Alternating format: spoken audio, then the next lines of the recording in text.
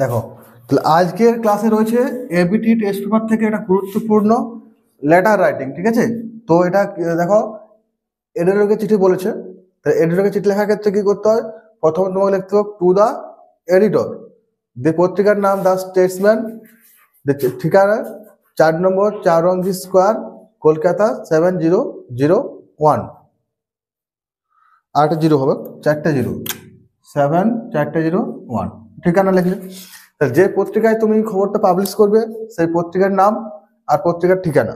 এবার সাবজেক্ট, যে বিষয়ে লিখছো তুমি, সাবজেক্টে কি আছে এখানে? Addiction of youngster two online games and social media. এখনকার যে ইয়াং ছেলেগুলো রয়েছে সবাই অনলাইন গেমস আর সোশ্যাল মিডিয়া নিয়ে আসক্ত হয়ে পড়ছে, তো সেইটা নিয়ে এডিটরকে চিঠি। বোঝা গেল সাবজেক্টটা? তো দেখো, এরকমভাবে আমি আগেও অনেকবার বলেছিলাম আগের ক্লাসগুলোতে, প্রথম 3টে লাইন এভাবে লিখতে হবে প্রত্যেকটাতেই, আর শেষের লাইনগুলো প্রায় একই রকম। দেখো এখানে কি রয়েছে? I shall be highly obliged. I shall be highly obliged if you kindly allow me a little space in your esteemed daily to express my grave concern about the addiction of youngsters to online games and social media. কি বলতে এই about পর্যন্ত প্রত্যেকটা একই, তারপরে এই subject যেটা আছে সাবজেক্ট এখানে লিখতে হবে। তা I shall be highly obliged, আমি খুব কৃতজ্ঞ থাকিব, if you kindly allow me, যদি আপনি আমাকে অনুমতি দেন, এ লিটল স্পেস, মানে এই যে আপনার যে সদ্য পত্রিকা স্ট্রিম ডেলি, আপনার পত্রিকাতে যদি আমাকে একটু জায়গা দেন, আমার এই যে কনসার্ন, যে বিষয়ে, কি বিষয়ে আমার concern? The addiction of youngster two online games and social media.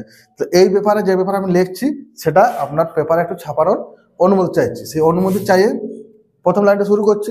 তো এই 3টে লাইন একই রকম, এতটা পর্যন্ত পুরাই একই রকম। তারপরে তোমার যে সাবজেক্টটা, সেই সাবজেক্টটা এখানে লিখবে।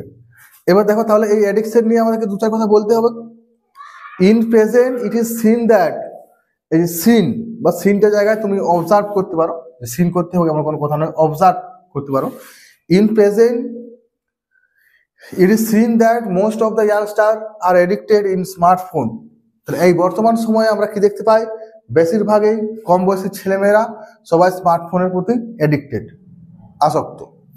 Such youth waste their study time playing online games and using social media. এই যে ইউথ, যুব সমাজ, এরা কি করছে? তাদের পড়াশোনার সময়টা নষ্ট করছে। কিভাবে? Playing online games are using social media. Online game খেলে, সোশ্যাল মিডিয়া ব্যবহার করে, যে ফেসবুক হোয়াটসঅ্যাপ এসব করে তাদের পড়ার টাইমটা নষ্ট করছে। এ স্টুডেন্ট, কি বললাম? A student who plays mobile games and using social medias for long hours is gradually distracted in study.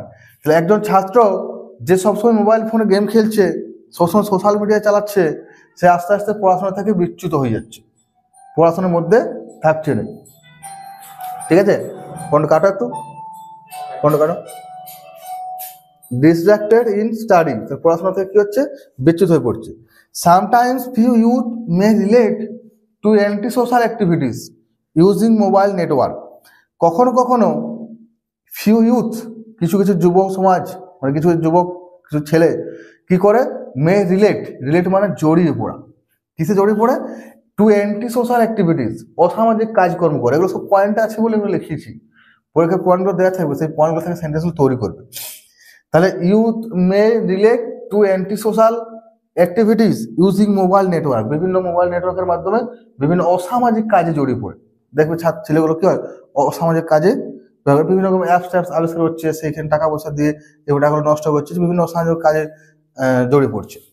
Excessive use of mobile phone causes many health hazard too. বেশি পরিমাণে যদি মোবাইল ফোন ব্যবহার করা হয় তাহলে স্বাস্থ্যেরও ক্ষতি করে। ধরো চোখের সমস্যা হবে, চোখের পাওয়ারটা কমে যাবে। ঠিক আছে, সেটাই বলা আছে।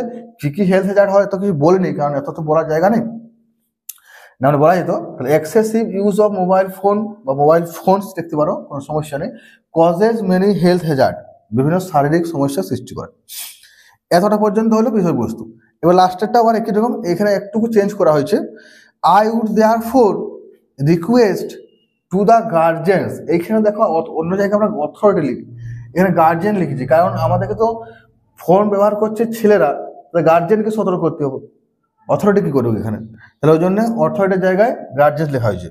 I would therefore request to the guardian of such youth, এরকম ছেলে মেয়ে যারা তোমার ফোনে আসক্ত, অ্যান্টি সোশ্যাল কাজকর্ম করছে, তো সেই ইউথ যুব সমাজ, সেই যুবক বা যুবকরা তাদের বাবা মাদেরকে অনুরোধ করছি টু টেক নেসেসারি স্টেপ, প্রয়োজনীয় ধাপ বা প্রয়োজনীয় পন্থা অবলম্বন করতে, to solve the problem as soon as possible, যত তাড়াতাড়ি সম্ভব এই সমস্যার সমাধান করে। মানে নিজের ছেলেকে বাগিয়ে রাখতে বলা হচ্ছে যে যাতে ফোনের প্রতি বেশি আসক্ত না হয়, কোনো অ্যান্টি সোশ্যাল অ্যাক্টিভিটিতে জড়িয়ে না পড়ে, ইত্যাদি ইত্যাদি ব্যাপারগুলো।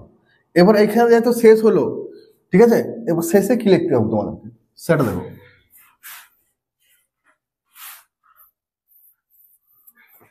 এবার এখানে শেষে এতটা লেখা হওয়ার পরে সম্পাদক বাবুকে একটা ধন্যবাদ দিতে হবে, তাহলে কি লিখবে, থ্যাঙ্কিং ইউ, তাই তো, থ্যাঙ্কিং ইউ। থ্যাঙ্কিং ইউ লেখার পরে, থ্যাঙ্কিং ইউ তো লিখলে, থ্যাঙ্কিং ইউ লেখার পরে তোমাকে কি করতে হবে, এধারে ইয়োর্স সিনসিয়ারলি বা ইয়োর্স ফেথফুলি লিখলে, ইয়োর্স ফেথফুলি, দেখেন নিজের নামটা, যে লিখছো তার নিজের নাম। এরপর বাঁধে কি করবে, ডেট দিবে, যে তারিখে লিখছো সেই তারিখে, সাপোজ ধরো আমি 7 দিলাম, আর অ্যাড্রেসটা তোমার যে লিখছে তার ঠিকানা, মানে ধরো আমি লিখছি, তাহলে আমার ঠিকানা আমি লিখলাম, এটা শেষে তোমাকে লিখতে হবে, তুমি পুরো ফুল ঠিকানা লিখতে পারো। তাহলে এই ছিল আজকের ক্লাস, দেখা হচ্ছে পরের ক্লাসে।